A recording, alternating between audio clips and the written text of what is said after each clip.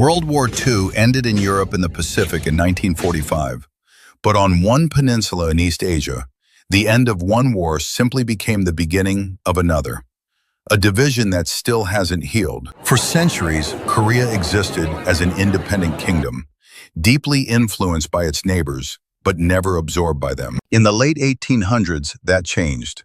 Japan, having modernized rapidly, set its sights on Korea as a stepping stone to a larger empire. After defeating both China and Russia in successive wars, Japan steadily stripped away Korean sovereignty through a series of forced treaties. In 1905, Korea became a Japanese protectorate. In 1907, it lost control of its own internal affairs. On August 22, 1910, Japan and Korea signed a treaty of annexation. A week later, it was formally proclaimed. Korea's last emperor was forced to relinquish his throne. After nearly 5 centuries, the Joseon dynasty came to an end. Japan's colonial rule over Korea would last 35 years. Japanese authorities pursued a policy of forced assimilation, aiming to erase Korean identity altogether. Koreans were pressured to adopt Japanese names, and the Korean language was gradually pushed out of schools and public life. Traditional Korean culture, history, and even the royal family's authority were systematically suppressed. Economically, Korea's resources and labor were redirected to serve the Japanese Empire's growing ambitions. For many Koreans, colonial rule was not simply foreign occupation. It was an attempt to erase who they were. But that attempt would not go unanswered. Less than a decade into Japanese rule, Korea's spirit of resistance would explode onto the world stage. On March 1, 1919, inspired partly by the language of self-determination sweeping the post-World War I world, Korean activists made their move. 33 Korean leaders signed a Declaration of Independence and read it aloud in Seoul.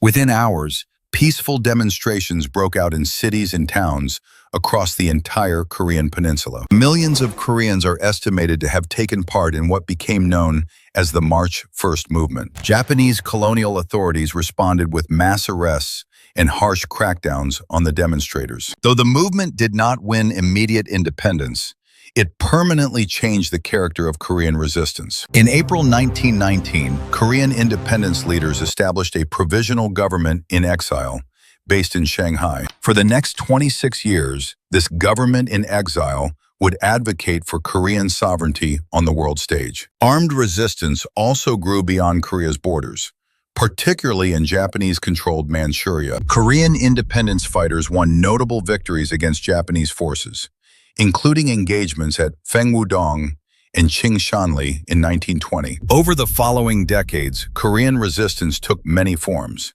guerrilla warfare, underground organizing, and diplomatic pressure abroad. By the late 1930s, Korean forces had organized into formal military units, including the Korean Liberation Army. These Korean units would eventually fight alongside Allied forces once the Second World War engulfed the Pacific. Despite decades of suppression, Korean national identity never disappeared.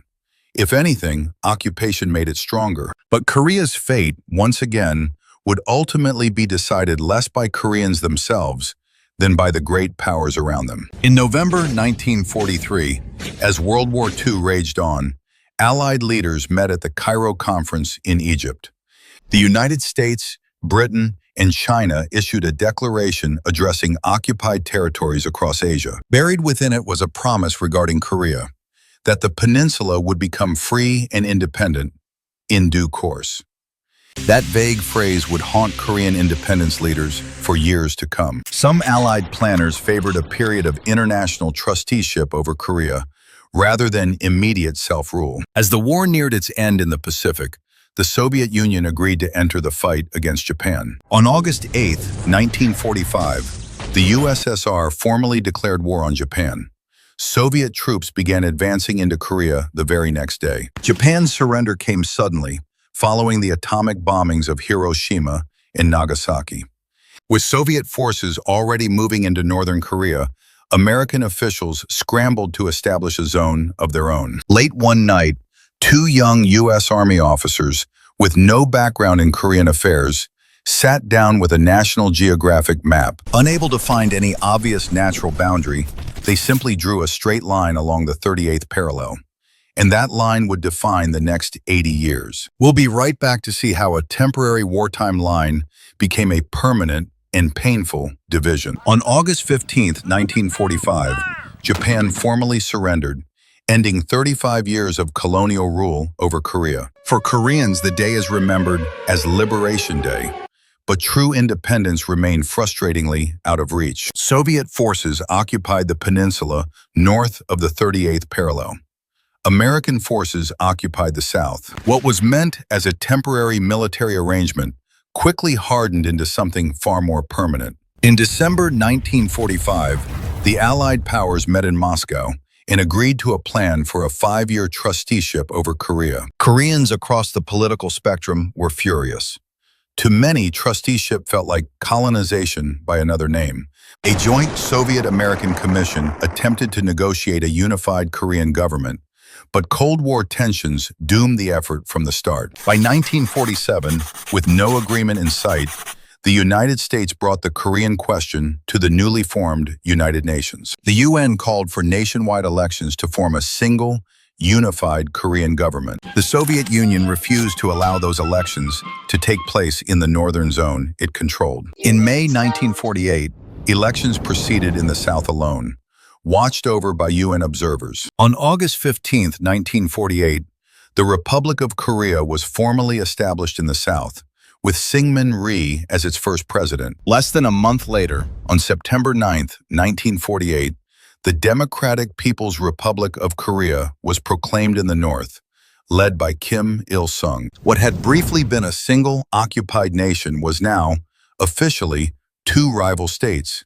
each claiming to be the only legitimate Korea. The stage was set for the peninsula's next, far deadlier chapter. Coming up, the war that would cement Korea's division for generations, and the standoff that continues to this day. On June 25, 1950, North Korean forces, backed by Soviet weapons, launched a full-scale invasion across the 38th parallel. The United Nations Security Council condemned the attack and called on member states to defend South Korea. Under a UN mandate, a coalition led by the United States rushed to South Korea's defense.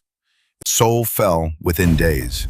By early August, South Korean and UN forces were pushed back to a small defensive pocket around Pusan. In September 1950, a daring amphibious landing at Incheon dramatically reversed the momentum of the war. UN forces pushed North Korean troops back, advancing deep into North Korean territory toward the Chinese border.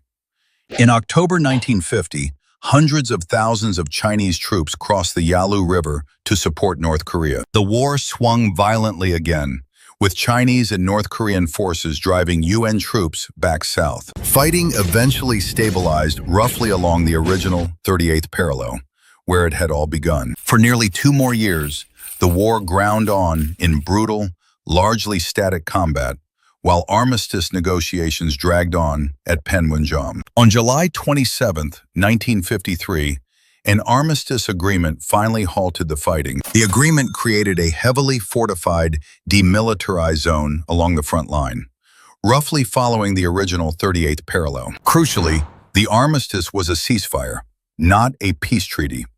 Technically, the Korean War has never formally ended. Millions of lives had been lost, and the peninsula lay in ruins, for a conflict that ultimately changed almost nothing about the underlying division. Korea, one nation just 5 years earlier, was now permanently split into 2 utterly different worlds. In the decades that followed, North and South Korea would take dramatically different paths. South Korea, after years of authoritarian rule and hardship, transformed itself into one of the world's leading economies and democracies. Its companies, culture, and technology now reach every corner of the globe. North Korea, by contrast, pursued near-total isolation, centralizing power around a single family and closing itself off from the outside world. The country's economy stagnated, and famine and severe hardship marked much of its later history. Today, the demilitarized zone remains one of the most heavily fortified borders on Earth,